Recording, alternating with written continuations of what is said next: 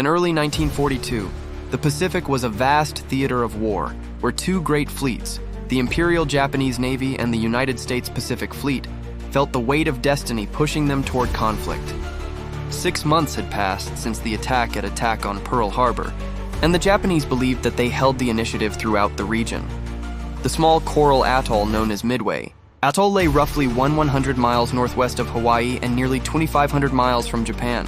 Japan planned to occupy Midway, lure the U.S. fleet into battle, and secure a defensive perimeter that would make Hawaii vulnerable.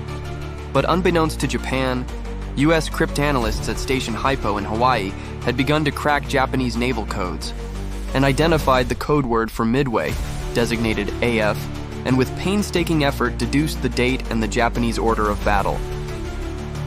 The victory at Midway owed as much to secrets cracked behind the scenes as to bombs falling from the sky. U.S. codebreakers had intercepted Japanese communications and fed this intelligence to Chester W. Nimitz and his staff. Japan's commander, Isoroku Yamamoto, believed that by ambushing the U.S. carriers near Midway, he could draw the American fleet out and destroy it once and for all. Nimitz positioned his carrier task forces east of Midway Island, anticipating the Japanese move. He prepared his limited forces for a bold gamble, to strike not merely defensively, but to ensure that Japan's striking power would be broken. On the morning of 4 June 1942, 4 Japanese fleet carriers launched aircraft to attack Midway Atoll. Their goal, to neutralize the U.S. base, draw the fleet out and occupy the island. As the Japanese planes bombarded Sand Island and other targets, they believed the Americans were weakened and caught off guard. But the U.S. forces were ready, hidden just east of the action, waiting.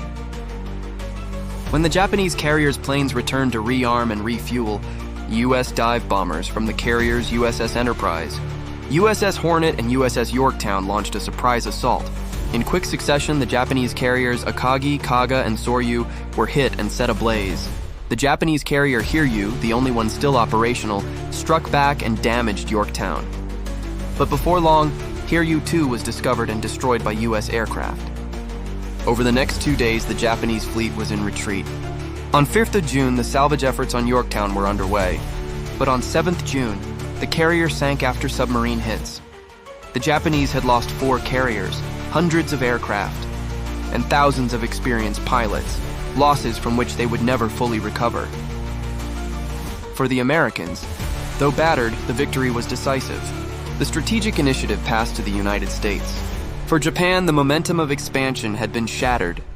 The Battle of Midway is widely recognized as the turning point in the Pacific War. Japan's hopes to force a negotiated peace and neutralize the U.S. in the Pacific were dashed. The United States could now shift from defense to offense, launching the long campaign of island hopping toward Japan. Furthermore, the battle demonstrated a fundamental shift in naval warfare. Aircraft carriers and naval aviation supplanted the battleship as the dominant force at sea. Beyond strategy and ship counts lies the human cost.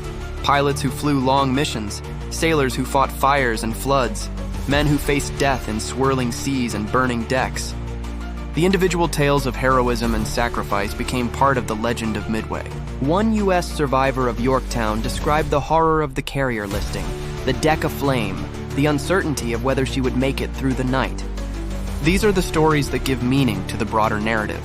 From Midway, we learn that intelligence and preparation matter as much as firepower. The U.S. code-breaking efforts allowed a weaker Navy to orchestrate a stronger outcome. We also learn that flexibility in technology and tactics, aircraft carriers launching waves of bombs and torpedoes, can change the face of warfare.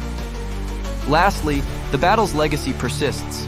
Memorials on Midway Atoll, wreck sites beneath the Pacific, and the enduring story of how a tiny atoll altered the course of the war.